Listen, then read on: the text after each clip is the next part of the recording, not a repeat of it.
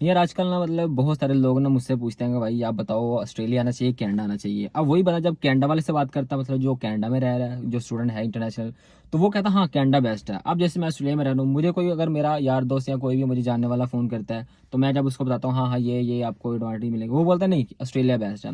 अब ऐसा चक्कर क्या है कि भाई एक बंदा कनाडा वाले से बात करता है तो कहता है कनाडा बेस्ट है, ऑस्ट्रेलिया वाले से बात करता तो कहता है ऑस्ट्रेलिया बेस्ट है। मतलब दोनों कंट्रीज A1 है, जबरदस्त है, लेकिन ऐसा क्या है कि बंदा कंफ्यूज हो जाता है। चलो मैं आपको आज हर जो भी है सिंपल एक डिटेल बता देता हूँ इन तीनों जो भी होते हैं ना कॉमन कॉमन।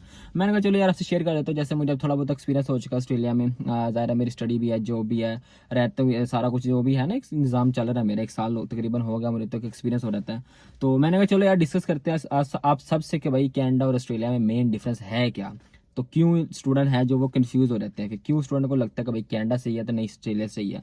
सही दोनों है, बस आपका जो सोचने का और जो देखने का पर्सपेक्टिव है ना, वो थोड़ा डिफरेंट है। तो मैंने कहा चलो डिस्कस करते हैं, तो फिर आपको जो बेहतर लगा वो चूज़ कर लेना। मैंने बड़ा सिंपली आपसे जो जो बेसिक चीज़ें हैं वो आपसे शेयर कर दूंगा। अब उसमें मैं क्या आपको पे का बता दूंगा, दूसरा मैं आपको स्टडी का स्ट्रक्चर बता दूंगा, भाई स्टडी कैसी होती है, फीस का बता दूंगा, रहने सहने का जो भी आपका खर्चा था वो सब कुछ बता दूंगा। मैंने कहा चलो यार एक बेसिक सा होता ही है ना, मतलब मुझे अब एक्सपीरियंस है, जैसे मैं बता दिया आपको कि मुझे तकरीबन 1 साल होने वाला है। तो मैंने कहा क्यों ना यार आप सबको बता दिया जाए इस 5-10 मिनट की वीडियो में, आप सबकी जो कन्फ्यूजन है वो दूर हो जाए, फिर आप सोच सको कि हाँ भाई अब कनाडा या ऑस्ट्रेलिया, फिर तो चूज़ तो आपने करना। मैंने कहा चलो दोनों कंट्री में फ़र्क क्या था मैं आपको वो बता दूँ। सबसे पहले स्टडी की बात करते हैं, क्योंकि हम आते स्टूडेंट वीज़ा में हैं तो स्टडी भी ज़रूरी है ना। ऐसा थोड़ी है कि हमने स्टूडेंट वीज़ा ही लेना तो हमें स्टडी से कोई गर्ज नहीं है, भाई नहीं, ऐसे मामले में ऐसा नहीं हो सकता। स्टडी यहाँ पे मेन है। अगर मैं स्टूडेंट वीज़े पे आऊँ तो जाहिर है मेरी स्टडी ही मेन है। हम बेसिकली क्या ना, हमें इतना पता था हाँ बच्चा बाहर गया, लेकिन किसी को इतना पता नहीं था वो स्टूडेंट वीज़े पे स्टडी करने गया हुआ है। वो तो पार्ट टाइम जॉब करके पैसे कमा रहा है ना, वो तो अलग चीज़ है। वो चलो दिन रात कमा के जैसे भी कर रहा है वो अलग बात आती है बाद में, लेकिन मेन जो है वो स्टडी है। तो ऐसा नहीं है कि कनाडा जाओगे तो वहाँ पे पढ़ाई नहीं करनी पड़ेगी, ऑस्ट्रेलिया होगा तो यहाँ पे पढ़ाई नहीं करनी पड़ेगी। भाई पढ़ाई के मामले में दोनों यूनिवर्सिटी, दोनों जो कंट्रीज़ की यूनिवर्सिटियाँ एक है। मैं इतना बता दूं आपको, ये चीज़ आप हटा दो माइंड से कि मैं कनाडा जाऊंगा तो मैं पढ़ूंगा नहीं तो मैं काम कर लूंगा 7 दिन, या मैं ऑस्ट्रेलिया आऊंगा तो मैं काम कर लूंगा, ऐसा कुछ नहीं होने वाला, जो सीधी बात है। स्टडी का वैसे सेम ही है, मतलब कि ऐसा नहीं कि आपको पेपर देने पड़ते हैं जैसे हम अपने 9th 10th में आते हैं, पढ़ते हैं पूरा पूरा साल, पढ़ने के बाद एंड पे फाइनल पे एग्जाम देते हैं, पास होगे तो अगली क्लास में जाएंगे, नहीं होंगे तो फिर वही जो भी होता है रिपीट करना पड़ेगा। ऐसा वैसा इधर कोई नहीं है।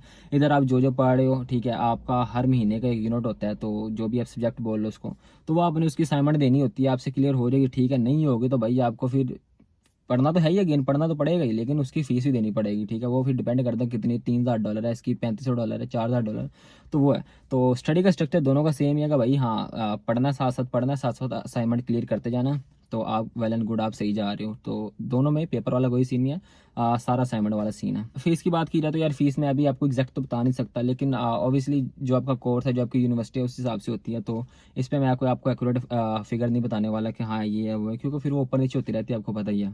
एंड दूसरे नंबर पे जो मैंने सोचा आपसे डिस्कस करूं वो वेदर के बारे में। अभी कनाडा जो मशहूर है भाई, वो -15, 10, 20, 15, 20, 25, मुझे नहीं पता कितना होता है, लेकिन वो माइनस में चल रहा होता है, मतलब बर्फबारी आपको पता है उधर। लाइक अब ओबियसली बात है यार कि सुबह सुबह जब उठोगे बर्फबारी हुई के बाद ठंड में, तो बंदे के बुरे हालात हो रहते हैं, तो मतलब कि थोड़ा सा ना मुश्किल होता है उस वेदर में। ये मैं अपना अपना नज़रिया बता रहा हूँ आप सबको, जैसे मैंने बताया ना कि मैं आपको दोनों कंट्रीज़ का बताऊंगा, तो फिर आपने चूज़ करना कि आपको क्या सूट करता है। अब हो सकता है कई बंदे ऐसे हो यार जिनको बर्फबारी बहुत पसंद हो, वो कहें कि मैं भाई 12 महीने ही बर्फबारी में रह लूंगा, मैं ये कर लूंगा, तो वो ओबियसली उनको कनाडा पसंद होगा। मुझे ऐसी चीज़ें मतलब कि नहीं था, मुझे ये था कि चलो चारों जैसे सीज़न होते हैं तो वैसे, तो उस चारों सीज़न के लिहाज से जो ऑस्ट्रेलिया भाई आपको वो चारों सीज़न देता है, जैसे हमें पाकिस्तान में मिलते हैं सेम वैसे मिलता है, बस उल्टा है, जैसे उधर सर्दियाँ अभी इधर गर्मियाँ, उधर गर्मियाँ इधर सर्दियाँ, बस यही फ़र्क है।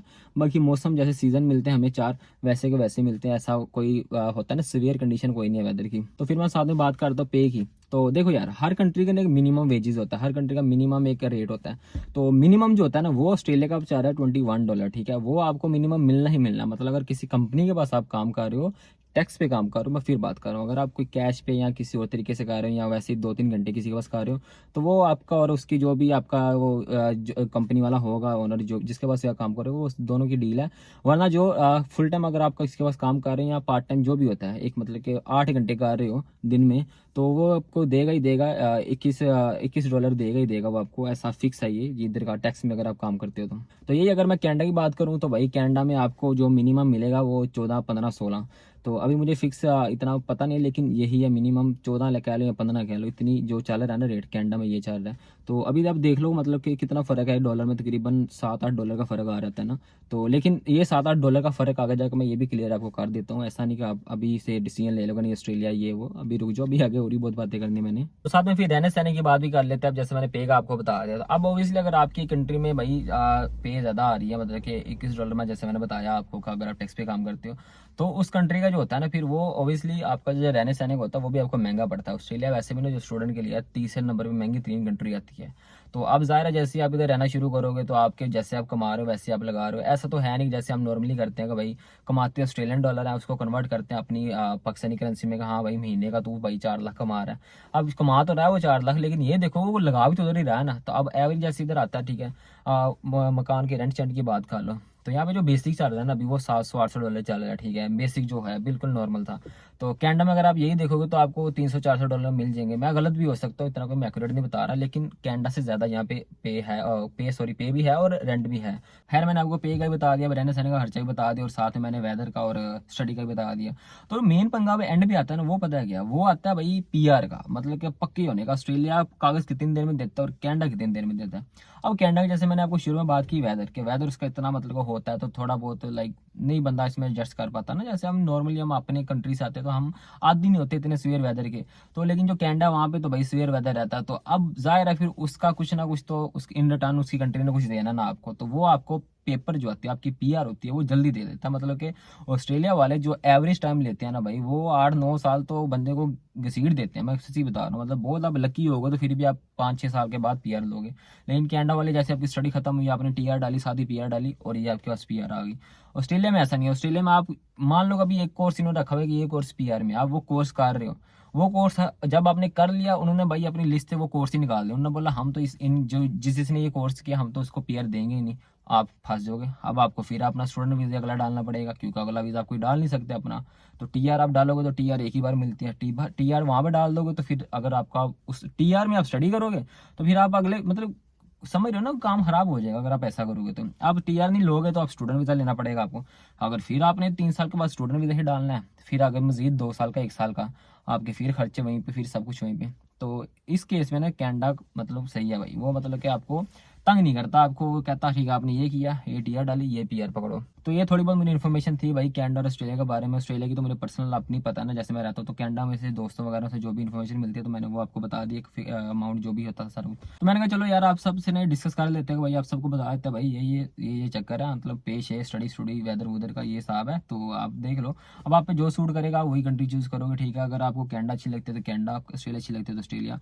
मतलब दोनों कंट्री में A1 है, टॉप पे जा रही हैं। तो मतलब ऐसा नहीं है कि ऑस्ट्रेलिया में जाऊँगा तो भाई बहुत जल्दी कामयाब हो जाऊँगा या कनाडा जाकर बहुत जल्दी कामयाब हो जाऊँगा। दोनों कंट्री सेम है, दोनों कंट्री सेम है। अगर आपने एक चीज़ पे कॉम्प्रोमाइज़ करना है तो दूसरी चीज़ पे आपको थोड़ी बहुत तकलीफ बर्दाश्त करनी पड़ेगी, चाहे वो कनाडा चाहे ऑस्ट्रेलिया। तो दोनों में बस चीज़ें आगे पीछे ही हुई हैं लेकिन चीज़ें सेम ही हैं। तो बस यही है। वीडियो को लाइक कर देना, चैनल को सब्सक्राइब कर देना। अल्लाह हाफिज़, फिर मिलते हैं आपको नई वीडियो में। तो बस ऐसी मैं इन्फॉर्मेशन वाली वीडियो डालता रहूँगा, तो बस आप फॉलो करते रहो मुझे, ठीक है। तो वीडियो को लाइक शेयर करते रहना, तो फिर मैं आपसे नई नई जो भी इन्फॉर्मेशन लेटेस्ट आती रहेगी, बड़ी कमाल की आती है, तो मैं फिर शेयर करता रहूँगा आप सबसे। तब तक के लिए मुझे इजाज़त दो, अल्लाह हाफिज़।